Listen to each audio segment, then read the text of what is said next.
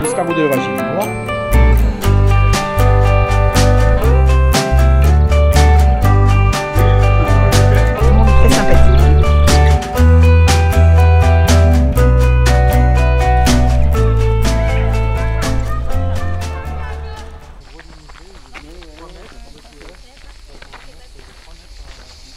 De ferme en ferme, c'est vraiment l'occasion de se faire connaître. C'est vraiment une manière de profiter collectivement, de faire venir du public sur les fermes. C'est un support de communication, de connaissances et de vente directe qui est vraiment super intéressant.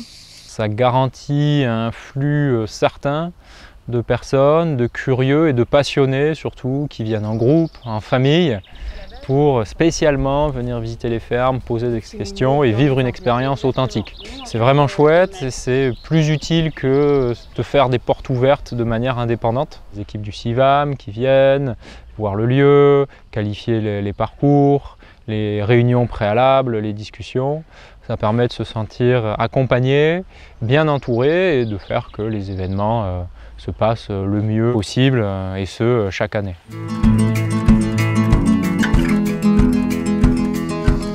Quand on le fait la première fois, c'est pas pareil que quand ça fait 8 ans qu'on le fait. On est plus rodé, on a l'habitude, on sait où on met les flèches, comment on les rentre, comment on va accueillir les gens, on est déjà briefé sur notre planning, etc.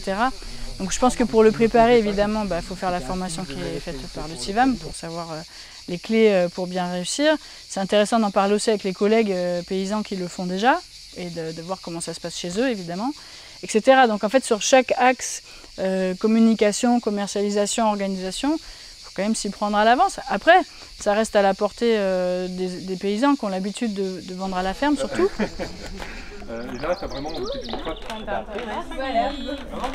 C'est globalement quelques après-midi depuis le début de l'année jusqu'au moment de la réalisation de l'événement. L'avantage qu'il y a, c'est qu'on peut faire du rangement, ça nous oblige à faire du rangement et peut-être du nettoyage également quand la saison nous permet de le faire en tout cas. Globalement, ça ne nous fait pas de mal, ça nous oblige à organiser notre ferme aussi à l'année parce qu'on va prévoir l'événement.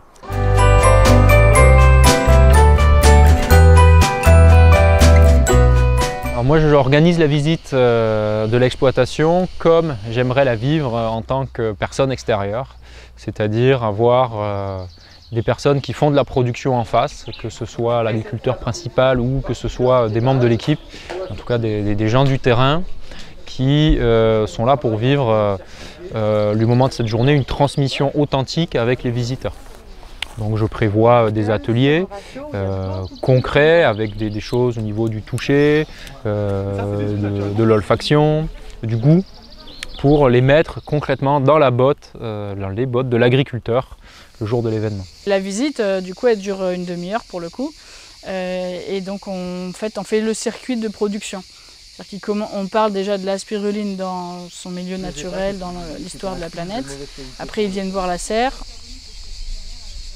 Ensuite, on suit le processus de production, donc la récolte, le séchage. Ouais, voilà. Et ensuite, on les emmène au point de vente. Il ne faut pas que les gens arrivent et commencent à prendre une visite en cours de route, sinon ils vont perdre l'information, ça ne fait pas la bonne dynamique de groupe. Donc nous, on est assez strict sur le fait qu'ils commencent qu'au moment où on a dit. Et après, donc une fois qu'on a noté leur nom et qu'on leur dit à quelle heure va commencer la visite, on leur propose en général de faire des choses. Donc soit il y a des endroits où ils ont le droit d'aller voir, par exemple ils peuvent aller voir la phytoépuration mais en respectant les consignes qu'on dit, ou sinon on met un petit film dans une pièce, et donc ils peuvent regarder le film en attendant. Ou peut-être il peut y avoir d'autres animations qu'ils peuvent faire en attendant. Bon, ce qui peut arriver dans des moments comme ça où on est débordé, c'est que les gens de toute façon partent. Ils partent et ils vont se balader et du coup ils n'ont plus de guide. Ça c'est déjà arrivé. Il y a même des gens qui veulent se balader sans guide. Le plus simple, c'est d'avoir un parcours balisé, donc avec des flèches et avec un sens de circulation. Éviter les goulots d'étranglement, les endroits où on ne passe qu'à une ou deux personnes, éviter les flux qui se croisent. Et si on a des zones dangereuses, il faut les flécher avec de la rubalise, même si c'est pas joli, mais les indiquer pour sécuriser.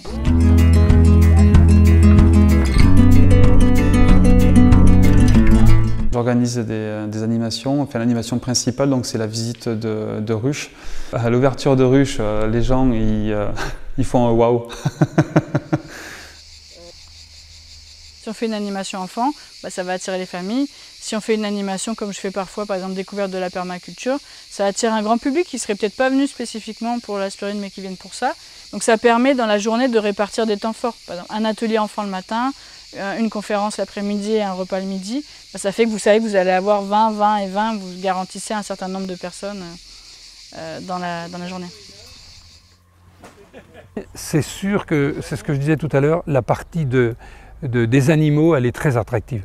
Il y a Émilie qui est à Roquemaure, qui a aussi des chefs. Je sais qu'elle, il y a beaucoup de monde qui vient chez elle aussi. Elle a beaucoup de visites. Et c'est vrai que bon, le côté attractif des animaux, c'est intéressant.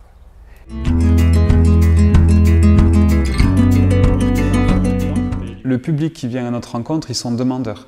Donc ils ne sont pas là pour nous vouloir du mal, ils sont là pour découvrir ce qu'on fait. Ça permet aux gens d'être en contact avec nous et c'est très enrichissant pour eux mais également pour nous parce qu'on fait de très belles rencontres. Il y a les gens qui ont envie de rencontrer les producteurs locaux.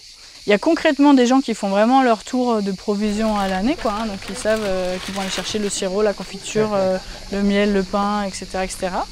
Je pense qu'il y a aussi les familles qui cherchent à faire connaître les fermes aux enfants, découvrir comment pousse un légume, ce que c'est qu'une poule, des choses très simples mais que plein de gens ne savent plus.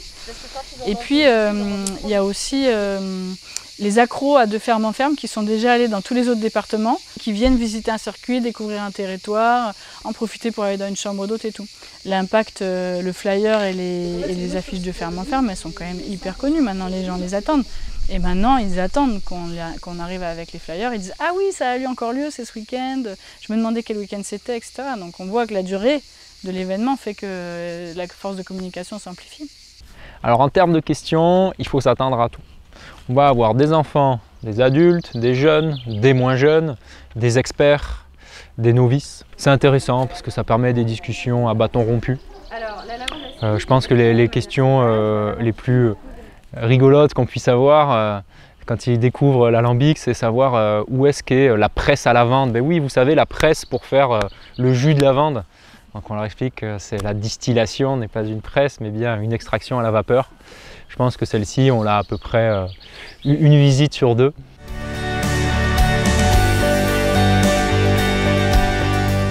Bon alors l'événement, ce qui nous apporte au point de vue économique, en général, c'est un bon petit souffle de trésorerie au printemps, au démarrage de la saison, parce qu'on vend quand même pas mal en direct. Ce qui est super comme impact local après de ferme en ferme, c'est que les gens qui sont venus découvrir, ils en parlent autour d'eux et ils ont envie de revenir avec des amis, avec la famille, avec des collègues.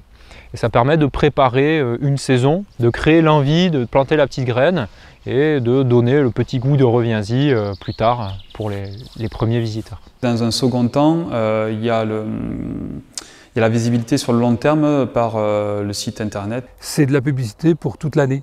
En fait, on s'aperçoit que en faisant des week-ends comme ça, on grappille des clients ou en tout cas des intéressés supplémentaires. On fait changer des lignes et ben voilà, au moins c'est pas du temps perdu, c'est vraiment pas du temps perdu. C'est très intéressant parce que ça apporte des contacts que l'on n'aurait certainement pas rencontrés par ailleurs. Les personnes que l'on voit sur les marchés ou les personnes que l'on voit sur les salons, sur les foires ou dans les visites à la ferme en dehors de ces périodes-là, ne sont pas du tout les mêmes personnes que celles qui participent à de ferme en ferme. Ça permet de créer un réseau qui a toutes les forces habituelles d'un réseau, mutualiser, communiquer. Le relationnel avec les agriculteurs, ça se fait autour de ferme en ferme, avant, pendant, mais aussi après. Des échanges de tuyaux, des demandes de coups de main de dernière minute, de l'organisation de parcours de visite. Tenez, vous allez visiter ma ferme, surtout après, n'oubliez pas d'aller visiter la ferme A9 à 2 km. Ça crée du lien supplémentaire, c'est vrai, qu'on n'aurait pas eu sans l'événement. Je pense que dans ce truc-là, plus on est nombreux, plus les gens font le tour du circuit. C'est pas forcément le plus attractif de venir que sur une ferme. Donc vraiment, plus on est nombreux, plus on pourra se serrer les coudes en tant qu'agriculteur qui réalise de la production et de la vente en circuit court.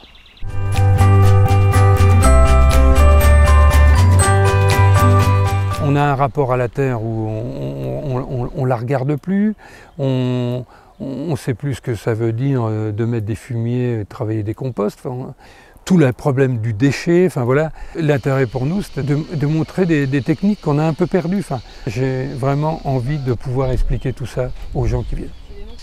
Les messages principaux pour nous, c'est le mode de vie paysan, ce que c'est que d'être paysan, de s'installer paysan, le soin qu'on prend à nos cultures, à le faire en lien avec la planète, et l'importance qu'on a qu'ils achètent en direct. Et le respect voilà, de ce mode de vie paysan et de le soutenir dans tout un territoire, quoi. Cet événement est une vitrine pour le CIVAM. Ça permet d'être connu du plus grand public et de montrer les actions donc, que le CIVAM apporte donc, sur les circuits courts, sur l'agriculture durable notamment. Les CIVAM ils existent depuis les années 68. C'est une des associations les plus anciennes en France qui défend les paysans, qui les met en lien, qui les fait connaître et qui défend vraiment voilà, ce mode de vie paysan. Et donc cet événement, il permet justement de faire une fête. Donc quand on crée des réseaux, c'est toujours important de célébrer. Ce sont des rendez-vous uniques en leur genre dans le calendrier des agriculteurs, dans le calendrier des curieux, des curieuses, des passionnés de ferme, mais aussi des urbains, de pouvoir rapprocher la ville de la campagne et rapprocher la campagne de la ville lors de ces journées portes ouvertes. L'intérêt, c'est que là, au moins, c'est de l'information sur le terrain, sur ce qu'on est en train de faire, et au moins donner des formes de réalité de ce qu'on peut faire de l'agriculture aujourd'hui. Si tu es agricultrice, que tu fais de la vente directe et que tu as envie d'expliquer un peu ton métier,